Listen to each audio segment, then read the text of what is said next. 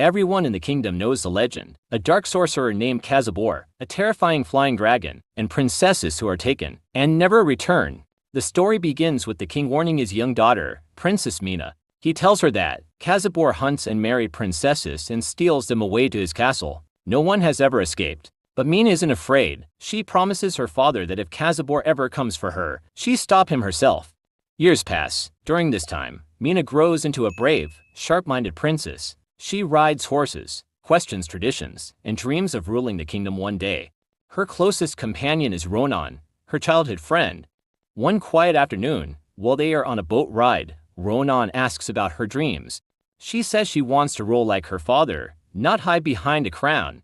When he asks about her dream night, she answers simply, "Intelligence matters more than strength."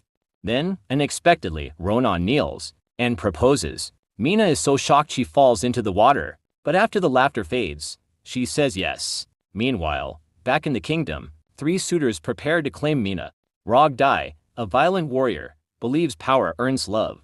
Kabir, handsome and arrogant, enjoys attention more than responsibility.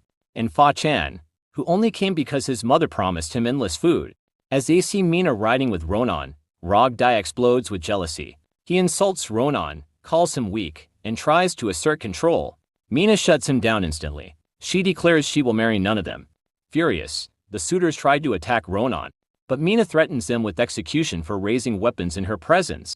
They retreat in fear. Later, Mina tells her father she will marry Ronan. At first, the king refuses. Ronan isn't a warrior, but Mina stands firm. In the end, the king agrees.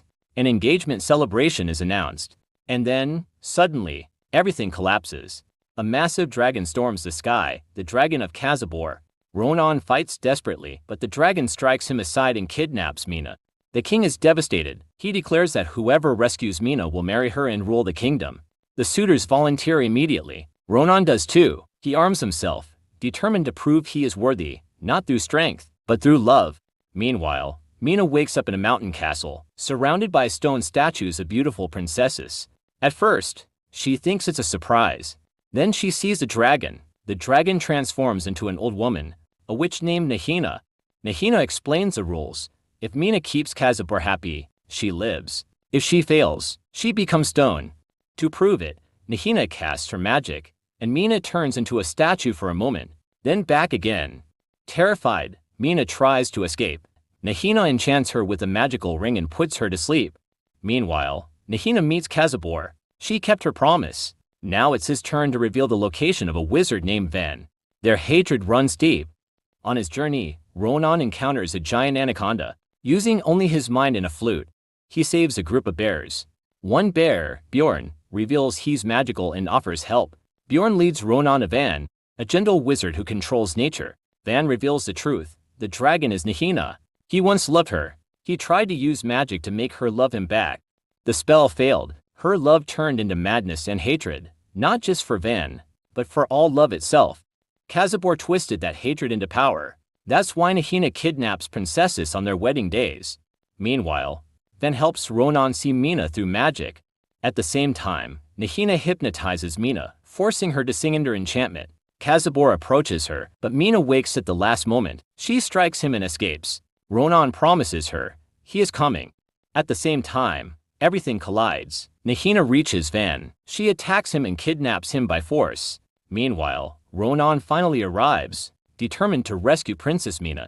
But before he can reach her, Rogdai ambushes him. A violent fight breaks out. Rogdai attacks Ronan, trying to eliminate him once and for all. During the struggle, Rogdai loses his footing and nearly falls. Ronan grabs his hand, trying to pull him back. For a brief moment, it seems like Rogdai might survive, but Rogdai betrays him. He tries to drag Ronan down with him. That betrayal causes him to tumble. Rogdai falls, but he survives, broken, defeated, and completely powerless. Ronan pulls himself up, shaken but alive.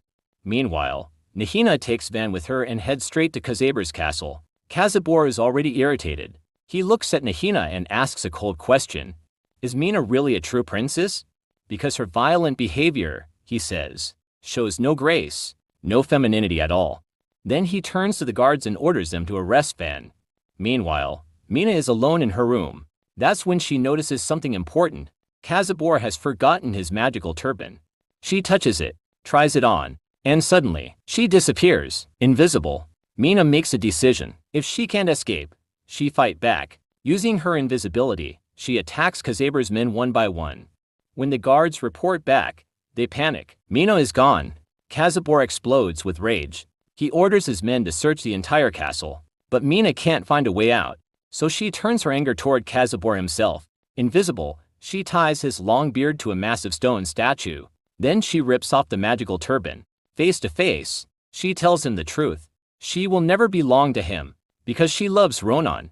Kazabor loses control. He commands the guards to seize her, but Mina is faster. She throws the turban back on, vanishes again. She attacks from every direction, and manages to knock Nahina unconscious. Seizing the moment, Mina steals Nahina's magical ring.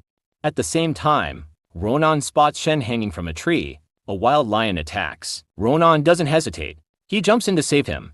From that moment, a friendship is born. Shen guides Ronan toward Kazaber's castle. Together, they pass through a terrifying land filled with skulls. Nothing will stop Ronan now. He's going to save the woman he loves. Back in the castle, Mina uses Nahina's ring. The curse shatters. One by one, the stone princesses return to life. They're free. Together, they search for a way out. They gather every piece of fabric in the castle and tie them into one long rope. But when they lower it, the truth hits them. The tower is too high. Hope begins to fade. Then one princess starts to sing. Her voice is soft and beautiful. A rat hears her, and somehow, understands. The rat returns with a thicker rope. This time, it works. The princesses escape, but Mina stays behind. Suddenly, Nahina arrives. To protect the others, Mina pulls the rope back up. She can't leave with them. Nahina chases her. She's moments away from killing her. In desperation, Mina throws the ring far away. Nahina follows it instantly. Mina puts on the turban again and disappears. She searches for another escape. Meanwhile, Ronan reaches the Cave of Giants, the final path. The giants block the way. They refuse to let him pass. One of them explains why. He once lived beside a beautiful river, but Kazabor built a dam. The river dried up. Ronan thinks. Then the idea hits him. He finds the dam, spots its weakest point, right at the center. With Bjorn and Shen's help, they build a massive catapult. The strike lands. The dam collapses. Water rushes back into the land. The giants rejoice and step aside. Before Ronan leaves, the giant reveals the truth. Kazabor is his evil brother. The dam was built to weaken him. He gives Ronan a magical sword and warns him. Kazaber's power comes from his beard. To defeat him, it must be cut. Ronan and Shen reach the castle. At the same time, Mina finds the dungeon. She sees Van imprisoned. He begs for water and urgently tells her the truth. He has met Ronan, and Ronan is coming. Suddenly, Mina sees Ronan standing before her. Van screams a warning. Too late. She runs to him, only to realize the truth. It's not Ronan. It's Kazabor in disguise. He traps her, orders his guards to seize her. At that exact moment, Ronan arrives. Sword raised, a massive battle erupts. Ronan, Bjorn, and Shen against the guards. Nahina attacks Ronan with her ring, but Ronan blocks every strike. Then he faces Kazabor. He cuts part of the beard. Kazabor grabs it and escapes into the sky. Cornered later, Kazabor begs for mercy. Ronan agrees, but it's a lie. Kazabor attacks from behind. At the same moment, Nahina casts a spell meant for Ronan. Mina jumps in front of it. The spell hits her. She collapses into a deep sleep. Ronan explodes with rage. He fights Kazabor again. Without mercy, the beard is cut completely. Kazabor turns to stone. Ronan rushes to Mina, but Nahina laughs. It's a sleeping curse. Mina may never wake up. She blames Van, curses him to live forever with guilt. Ronan is broken, but Van makes a choice. He uses a turban, goes after Nahina, and tells Ronan to take Mina home. That night, Nahina controls Shen, orders him to kill Ronan in his sleep. Shen resists and collapses. Then Rogdai appears. He stabs Ronan, kidnaps Mina, and returns to the kingdom. He lies, claims he saved the princess. The king announces it. Rogdai will be the next king, and Mina's husband. Far away, Nahina stands over Ronan's body. She declares love will never win. Then the body shifts. It's Van. He wore the turban, protected Ronan. Van breaks Nahina's love spell. She repents, turns into a beautiful tree. Van takes her ring. He tells Ronan the truth. Break the gem beside Mina. She wake up, but Van will die. Ronan accepts. At the castle, Shen exposes Rogdai's lie. Ronan arrives, breaks the ring. Mina wakes up. Rog Dai attacks the king, but Mina stops him. Justice is served. The king admits his mistake, declares Ronan worthy. Mina and Ronan are united. That night, the kingdom celebrates. All the princesses return. Shen finds the woman of his dreams, and Mina dances with the man who never gave up on her. And that is how the story ends.